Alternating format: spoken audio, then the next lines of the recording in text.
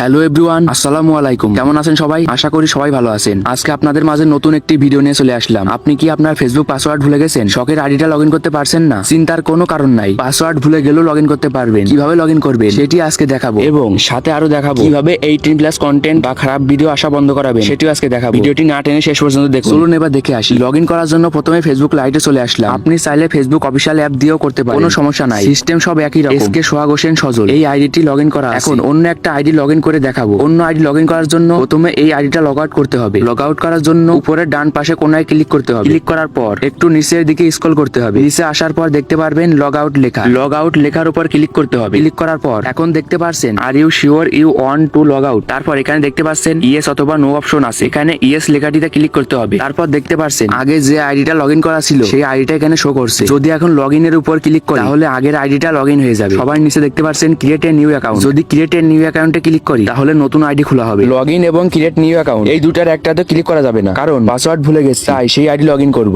এখানে দেখতে পাচ্ছেন লগইন টু অ্যানাদার অ্যাকাউন্টে ক্লিক করব। তারপর এখানে যদি আপনার পাসওয়ার্ড মনে থাকে তাহলে নাম্বার এবং পাসওয়ার্ড দিলে আইডি লগইন হয়ে যাবে। পাসওয়ার্ড মনে না থাকলে ফরগেটেন পাসওয়ার্ডে ক্লিক করতে হবে। ক্লিক করার পর এখানে আপনার যেই নাম্বার দিয়ে আইডি খোলা সেই নাম্বারটা বসাতে হবে। বসানোর পর কন্টিনিউতে ক্লিক করতে হবে। এখন হয়তো আপনি বলতে পারেন আমার তো জিমেইল দিয়ে আইডি খোলা ছিল। নো টেনশন, জিমেইল দিয়ে খোলা থাকলে নিচে দেখতে পাচ্ছেন সার্চ বাই ইমেইল অ্যাড্রেস, এখানে ক্লিক করবেন। ক্লিক করার পর এখানে আপনার জিমেইলটা বসানোর পর কন্টিনিউতে ক্লিক করবেন। আমার আইডি নাম্বার দিয়ে খোলা, তাই নাম্বার বসিয়ে দিলাম। বসানোর পর কন্টিনিউতে ক্লিক করে দিলাম। এখন দেখতে পাচ্ছেন এখানে 3টা আইডি শো করছে। এই নাম্বার দিয়ে 3টা আইডি খোলা। এখান থেকে যে আইডিটা লগইন করবেন সেটার উপর ক্লিক করবেন। ক্লিক করে দিলাম। তারপর এখানে কন্টিনিউতে ক্লিক করতে হবে। আমার নাম্বার ফোনে সেভ করা ছিল, তাই এসএমএস চাইনি। যদি আপনার এসএমএস চাই তাহলে এসএমএস 6 সংখ্যার কোডের মাধ্যমে এসএমএস দিবে, বসিয়ে দিবেন। তারপর নিউ পাসওয়ার্ড, এখানে নতুন পাসওয়ার্ড বসাতে হবে। নতুন পাসওয়ার্ড দিয়ে ক্লিক করে দিলাম। আপনি যদি পাসওয়ার্ড না দেন তাহলে সমস্যা নাই, স্কিপে ক্লিক করে দিবেন। এখন দেখতে পাচ্ছেন আমার আইডিটা লগইন হয়ে গেছে।